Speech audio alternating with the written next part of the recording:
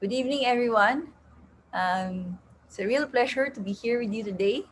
And I want to thank the organizers and AFSA for the opportunity to speak with you today and share a bit about my story and about the story behind the Pinoy Scientists platform.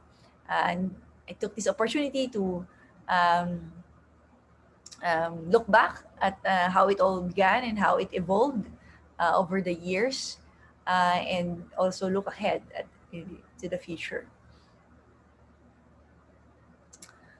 So I'm Reina Reyes. I'm a scientist and educator. I wear many hats as a professor, as a data scientist, consultant, researcher, of course, and science communicator in different avenues, including the Pinoy Scientist platform. Um, Before coming back, I grew up in the Philippines, but then went abroad for graduate school. I did my PhD in astrophysics at Princeton. So spent 5 years there, and then did a postdoc fellowship at the University of Chicago. Spent a few years there before coming back to the Philippines in 2014.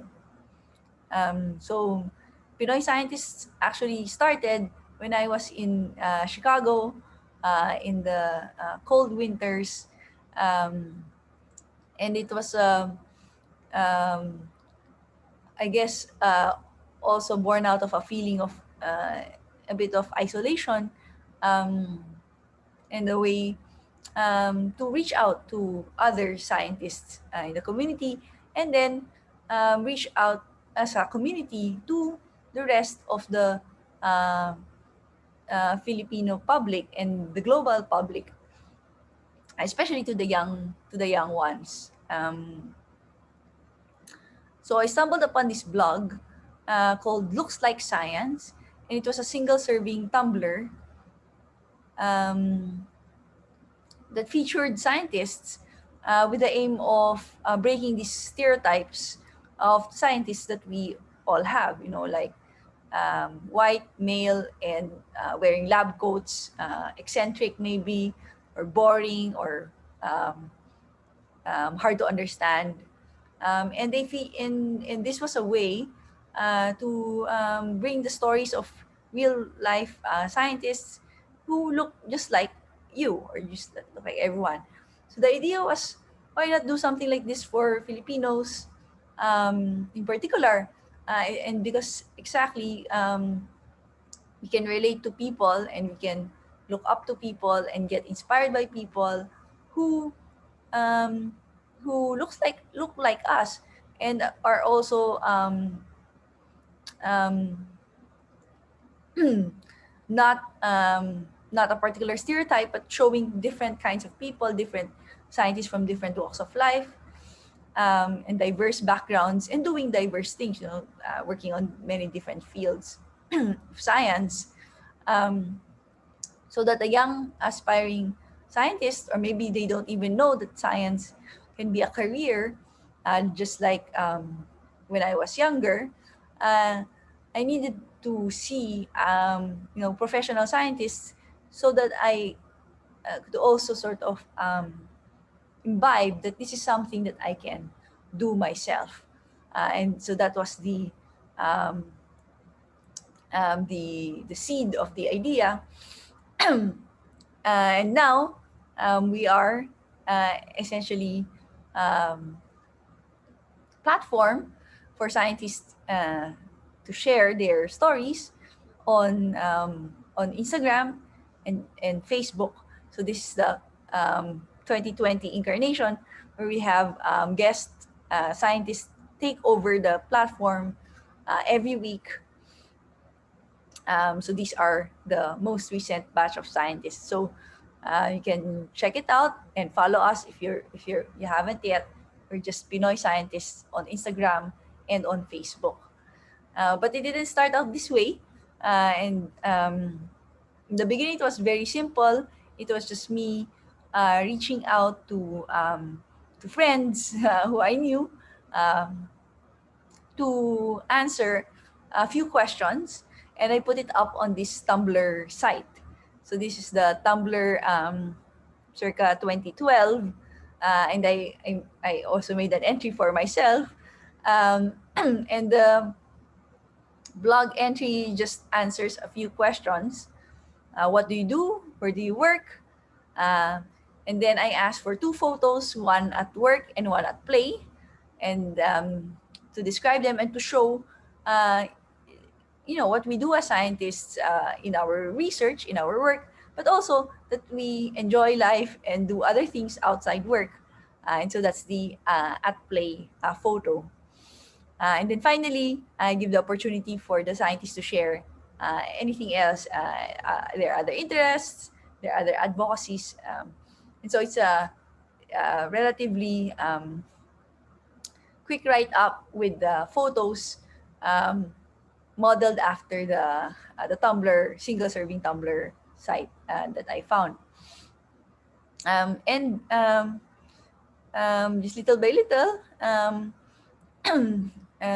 it was sustained. It flourished. So these are the first profiles back in 2012. Um, so that's me. And notably, Sir Mahar Lagmay sent in a profile. I guess looking back, and it was natural then that most of the scientists' profiles are physicists as well, because these are the people that just I knew. And something that I'm very happy about is that over the years, it has become more diverse as we also reached out to a bigger audience. At I will always be thankful to my friends for believing in this idea from the very beginning and contributed to its birth. One of these friends is Dr. Nath Hermosa, who actually wrote a piece in Rappler back then featuring the site. It was called Sketch Me, a Pinoy Scientist. And this I read it for this uh, just uh, before making this presentation. It really reads still very well and captures very well the spirit of the site and the spirit of the platform. Um, I have these stereotypes, especially in the Philippines. We don't have a lot of scientists in the public discourse. This um, of course, improving, but there's still a long way to go, as we all know. And this is um, one initiative among many that are now putting a dent in this space. So, in the next few minutes, slides, I'd like to walk you through the journey now over 8 years since then, since the very beginning. Um, so the next milestone was launching it on Facebook, where as we know, many Filipinos are.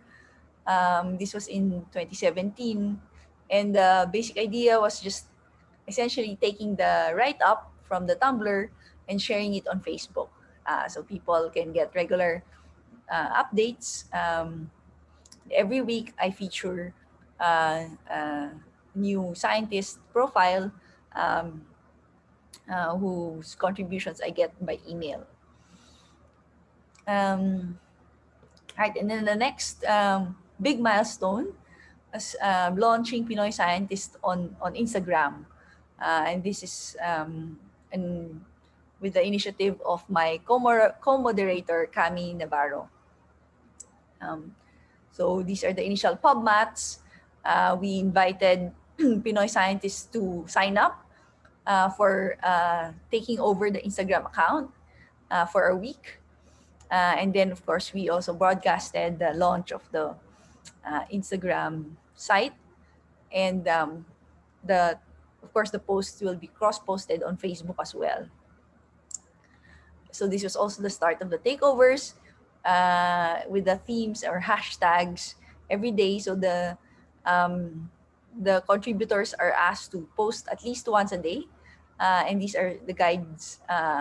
You have a lot of leeway of what you want to post, but these are just guides so that you cover different parts of aspects of your lab life. So we start with Motivation Monday. So this is this week's takeover by Jay Fidelino, a biodiversity researcher and conservationist. So he introduced himself, talked about um, why he does what he does. His really love for nature and for conserving it. And then he talked about his research, the thesis, in fact, the master's thesis that he's working on right now, and with these beautiful images.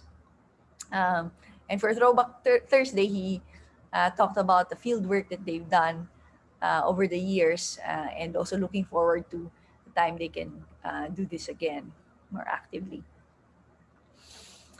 Um, so it's fun. I actually learned so much myself from these posts, and they can also see the passion and the depth of commitment of the different of all the scientists that we've had over. For the scientists themselves, it's uh, also been a positive experience. It's a way to communicate science. It's a to practice communicating science to the public, and also to interact with them. So there's this opportunity to get questions, get comments, and start conversations with people who are interested in the same thing, in the same field, people who want to pursue the same field, or even uh, and this has been gratifying for me is that it's also become a way to network or to find other scientists, researchers who are doing similar things or connected things um, through this platform. So it initially, in a way, that's one of the gifts of this initiative. It started out as a way, for the scientists to communicate with non-scientists, but actually it also turned out to be a great way for scientists to communicate with one another, and to have this sense of belonging as a part of a community, a virtual and geographically distributed one, but nonetheless a real one. Um, so just I actually don't follow these numbers, but for this, I took this chart of the followers on Facebook over time, and I think you can see very clearly here the growth of followers following the guest takeovers. It really drove the engagement and the interest and the following of the platform. We were at a few thousand for a long time. It was just me doing my thing, posting profiles once a week, but with the scientists themselves engaging directly, um, and with Cami's great guidance, very organically. So nothing, no ads here. Just I think organically and by word of mouth and by the scientists themselves, um, promoting it. We're now a much bigger group, and still growing. So happy about this. The latest milestone is the first year anniversary on Instagram. So just uh, this August. And for this, we actually also had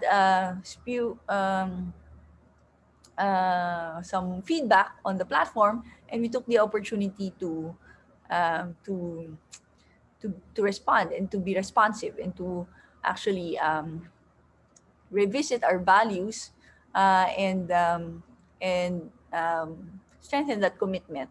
So from the beginning until now, this is what this platform uh, um, is for. We want to promote STEM as a career, uh, and to introduce role models to aspiring young Filipinos. And we want to encourage our scientists to share their own stories and to practice their science communication skills, and then to create our Pinoy Scientist community. And as we grow and evolve, um, we're also open to growing and evolving. So for the next set of takeovers, we decided that we will work to achieve a 50-50 ratio of scientists in the Philippines. And this is very interesting, especially at this forum. We found that many of the scientists who take over the site are not only scientists who um, scientists from the Philippines, scientists. There are scientists, of course, from the Philippines and working in the Philippines, and then there are also many scientists who, like me, went abroad and then are now studying or doing research outside the Philippines, and they're, of course, um, um, welcome, and they're, of course, contributing to the site. And of course, and then we also now have many scientists who are Filipino, um, and were raised outside the Philippines and are also practicing outside the Philippines. And so we now have this global community, in a way, global diaspora, and of Filipino diaspora community, and sort of um, want to balance these different audiences as well. So, okay, and then the other thing is this encouragement of scientists to talk also about serious issues in the site. So we want to take advantage of this opportunity to use this platform to also tackle social issues and issues that concern scientists themselves. And of course, this has always been open, but I think after this recommendation and changing the contributors guide a bit, we've seen uh, more um, more of these views expressed by the scientists themselves who take over. So again, a very positive, and that's gotten also positive feedback from the community. Um, and many of these issues, of course, resonate with the community as well. And it also gives a more, of course, pragmatic and realistic view for the aspiring scientists on the challenges that face them. But overall, the message is still that yes, it's not always easy, but it's a fulfilling path, and we're here to help you and to guide you through it, and for all of us to make things better for your generation and for the generations to come.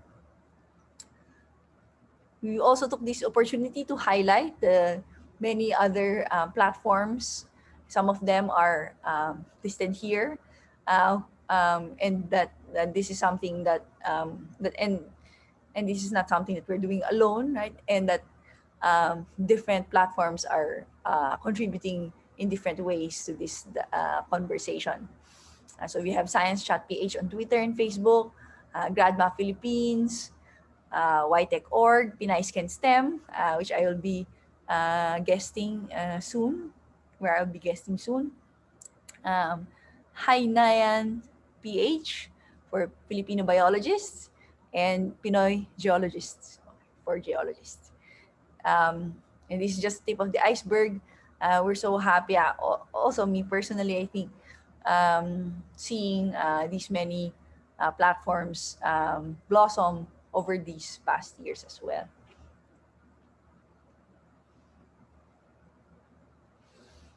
All right, and then for I think around the same time, the platform was featured in a Lasallian piece, and so um, we also got the opportunity to share the story of Pinoy Scientists and how it harnesses social media to break stereotypes through this piece. And then, of course, now this invitation from AFSA gives us this further opportunity to look back and to share um, and to help grow the platform. So, that brings us to today. It's been quite a ride, but also been a gift. So I'll take this opportunity to invite scientists here in the audience, science communicators, science educators, um, to contribute, to consider contributing to the platform. We just ask for a week, a bit of time every day for a week to engage with the community. The sign up form is at this bit.ly slash Pinoy Scientists forms. It's just a Google form. And then we will um, propose a schedule for you and work it out and then give you a guide on how it works. So it's actually not that complicated. So again, everyone is welcome to sign up, and I look forward to seeing your contributions. Um, Looking ahead, the way I would say it is that I don't really think about numbers or metrics or any milestones. All the milestones that I shared with you before happened naturally, organically. They were not planned or strategized. I don't think of this as a company or as an enterprise, but see it as one of the advocacies among many others that just sprouts from um, my love for science and uh, my therefore I want to share this love and to um, assure others that they are not alone in that love by creating these initiatives. I host a science education show for not on Knowledge Channel called Sciences, um, and that's where we do simple science experiments for grade school kids and actually for any age. Um, and this pandemic, I now also have started this um,